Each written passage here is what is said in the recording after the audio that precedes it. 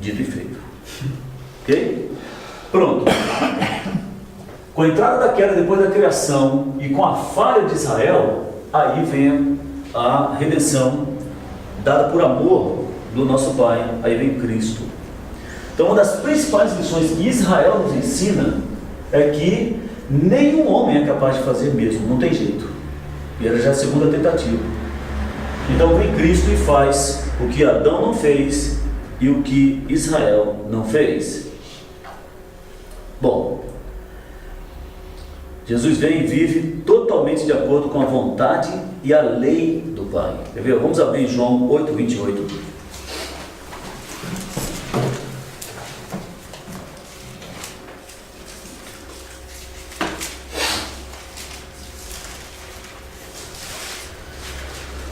João 8:28. Alguém lê, por favor?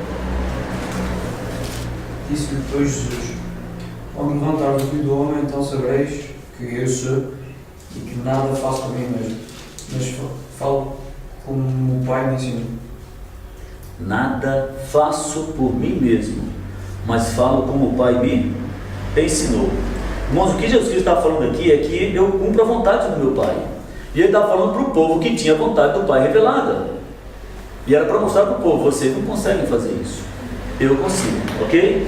Mateus 4:4 é aquele texto muito famoso, muito conhecido, que é aquele da tentação. Ele fala para o diabo: nem só de pão viverá o homem, mas de toda a palavra.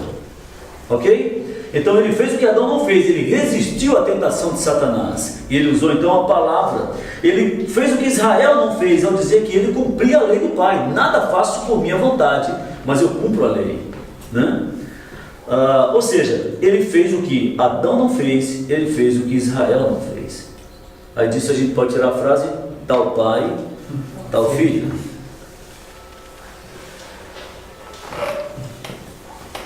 Colossenses vai dizer que ele é a imagem do Deus invisível e o resplendor da glória e a expressão exata do ser de Deus. Isso está em Hebreus capítulo 1. Então Cristo não somente refletiu a gloriosa santidade de Deus por meio da obediência à lei, mas ele também demonstrou a gloriosa misericórdia e o amor de Deus ao morrer na cruz em favor de pecadores. Ele sofreu a penalidade e a culpa que nós merecíamos. E Jesus então foi à cruz como o cordeiro sacrificial. E então na cruz ele estabelece aquilo que nós chamamos de, aliás, que ele chamou de nova aliança. Lembra do texto? Ele parte o pão, ele entrega o cálice, ele diz: este é o cálice do meu sangue, o sangue da nova aliança, nova e eterna aliança, derramada em favor de muitos para a remissão de pecados. Ok? Jesus Cristo então vem, cumpre o plano inicial da criação ao redimir o povo para si. Só que agora ele sai do Israel étnico e agora, depois de Cristo, então Cristo ele vem, faz o que faz, cumpre o seu ministério, morre por nós naquela cruz, ele vence a morte, ressuscita e sobe. E aí ele manda o Espírito Santo para nos consolar e para nos convencer da justiça, do pecado e do juízo, e através da ação do Espírito Santo a igreja é então formada. Então, depois de Cristo, nós estamos aqui nesse ponto, igreja, porque não chegamos lá ainda. Tem quando a gente não chega lá, meus irmãos, é aqui que nós vamos ter que lidar. Então não tem jeito, irmão, é com quem está do teu lado mesmo. Se você é desigrejado, deixa eu dar um Tá. eu vou dar um tapa na sua cabeça próximo que você deve ir. Pense na gloriosa linha que a Bíblia mostra para você situar onde você está. Então, na igreja, nós que estávamos mortos em nossos delitos e pecados, fomos vivificados quando fomos batizados na morte e ressurreição de Cristo. Gálatas 3:26 diz assim: todos vós, não precisa abrir, todos vós sois filhos de Deus mediante a fé em Cristo Jesus, porque todos quanto fostes batizados em Cristo, de Cristo vos revestistes. Ou seja, Ao estabelecer a vontade, ao cumprir a vontade do Pai, ele estabelece a igreja. Em Gálatas 4 ele diz assim: porque vós sois filhos. Porque vós sois filhos, e enviou Deus ao vosso coração o Espírito de seu Filho, que clama: Abba, Pai. Então, irmãos, o peso é considerável. Então, quando a gente pensa no que é um cristão e como é que ele faz parte de uma igreja, a gente tem que ter isso em mente. É muito mais do que acordar no domingo de manhã e vir para a igreja e sofrer com isso, né? Tem gente que sofre para vir de manhã, né? 2, 3 horinhas domingo de manhã e é penoso. Ele sai daqui e fica olhando para o relógio. Epa, esse pastor está pregando muito. O homem disparou a falar.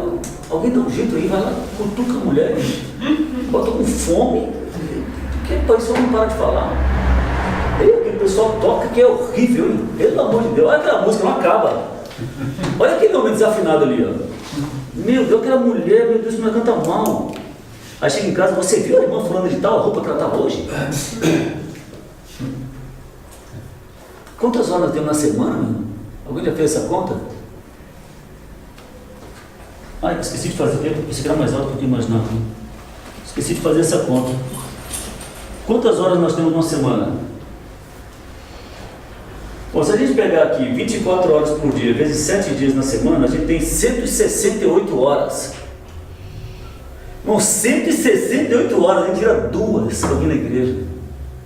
E alguns são mais corajosos, tiram mais uma para vir na quarta-feira. E olha lá, né? E a gente não entendeu o sacrifício de Cristo na cruz para redimir um povo segundo o seu sangue, o sangue da nova e eterna aliança.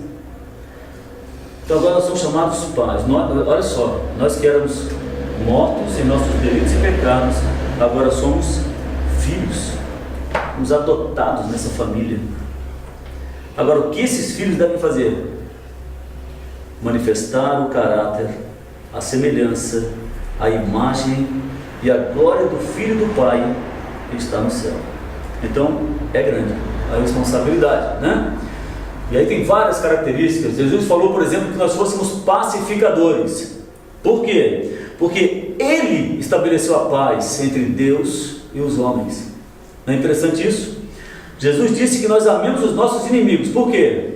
Porque Ele fez isso. Amar inimigo ninguém merece, né? Amar inimigo cá para nós, ninguém merece, né?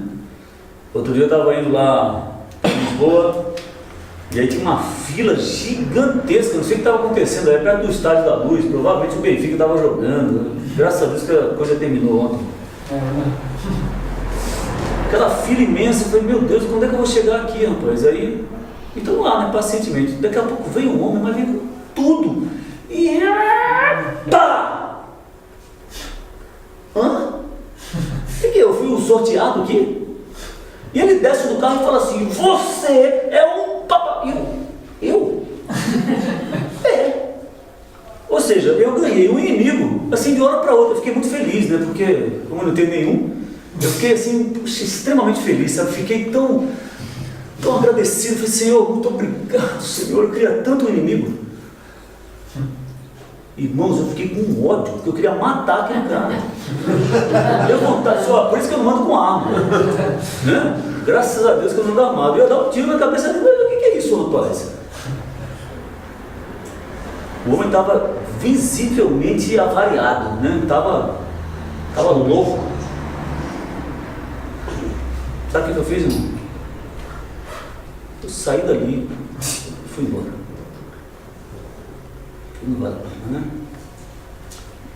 O Espírito Santo diz assim, sai daí. E eu falo, eu não, eu vou até o fim. Eu sou homem, rapaz. Eu tenho sangue na veia. Não é assim, pastor? É a história do homem lá, né? Só batiza esse braço, que esse braço aqui acabou de dar um murro no outro ali. Porque o Espírito Santo fala, não.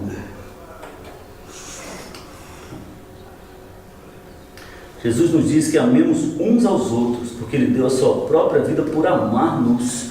E por amarmos uns aos outros, nós mostramos ao mundo como Ele é. Isso está escrito em João capítulo 13. Jesus orou, pedimos que nós sejamos como Ele é, irmãos. Isso é... A gente olha para esse texto e fala, eu não sei se eu acredito na Bíblia. Tal é a nossa condição de pecado e afastamento das Escrituras, que nós olhamos para um texto desse e fala, eu acho que isso aqui, se calhar, Jesus estava pensando assim, era utópico, né? Sabe, Jesus era um grande, isso aí agora eu vou falar, igual os mormons, testemunhos de Jeová e os descrentes. Jesus foi um grande homem, né? Um grande homem, um pacificador, um homem bom, um mártir, né? A gente tem um hino, irmãos, eu espero que vocês não cantem aqui. Ele veio ao mundo para ser mártir da paz. Ele foi julgado e não julgou jamais. Jesus virá. Já tem isso aqui? Não cante esse hino, por favor. Ele não veio para ser mártir da paz coisíssima nenhuma. Ele veio para ser o rei da paz. Ele é o rei de Salém, que significa rei da paz. Mas aí o pessoal aí fora fala, Jesus é um grande homem e tal. Então ele tinha essas visões assim, meio lunáticas, assim. Ele dava aquelas viajadas assim. Então ele escreveu aqui, ó, que todos sejam um.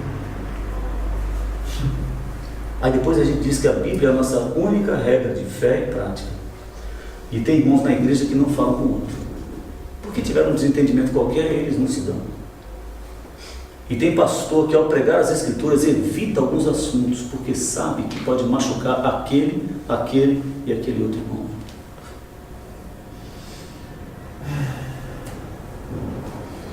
Então o povo de Deus foi purificado do seu pecado mediante a obra de Cristo, foi tornado uma nova criação e possuidor de um coração nascido de novo pela obra do Espírito. Para quê? Para quê, meus irmãos? Efésios 3,10, vamos lá? E eu vou encerrar então essa parte de hoje com esse texto, tá bem? Efésios 3.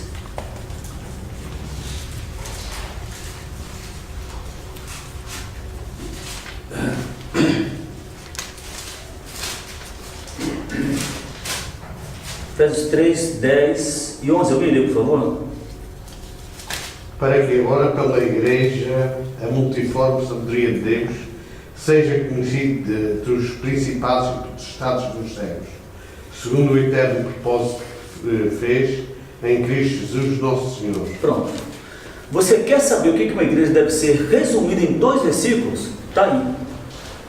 Para que pela multiforme sabedoria de Deus se torne conhecida agora dos principados e potestades nos lugares celestiais, segundo o eterno propósito que Deus estabeleceu em Cristo nosso Senhor. Irmãos, os principados e potestades só vão saber o que acontece nessa igreja aqui quando a coisa acontecer aqui de fato. Isso não é utópico. Ok? Bom, então, o que é um cristão? Deu para ter uma noção do que é um cristão, né? E a conversa automaticamente vai parar na igreja. Ok?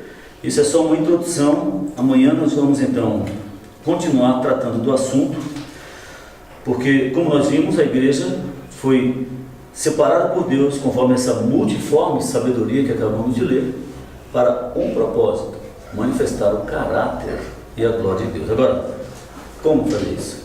Aí a gente continua amanhã, tá bem? Então que o Senhor nos ajude e dê aos irmãos aí força e coragem para voltar amanhã e continuar essa conversa aqui, que eu espero que esteja sendo boa. Vamos orar? Senhor, eu quero te agradecer por essa noite que o Senhor nos concedeu, pelas condições que temos de nos reunir aqui nesse lugar e pela graça do Senhor derramada sobre nós, pelo Espírito Santo que nos ajuda a ouvir a Tua Palavra e a entendê-la, a discernir. Ó Deus, ajuda-nos nesse exercício de discernir a Tua vontade através da Tua Palavra. E ao fazer isso, ó Deus, dá-nos força para poder viver aquilo que lemos, que meditamos, que refletimos, que ouvimos, que falamos até. Obrigado por esse grupo de irmãos que está aqui nessa noite. Abençoa para que tenhamos boas noites essa semana e que o Senhor guie-nos para a Tua vontade, para a Tua Palavra. Dá-nos, ó Deus, humildade para isso e graça para poder estarmos juntos e buscar sempre a Tua vontade. Eu te agradeço e oro em nome de Jesus. Amém.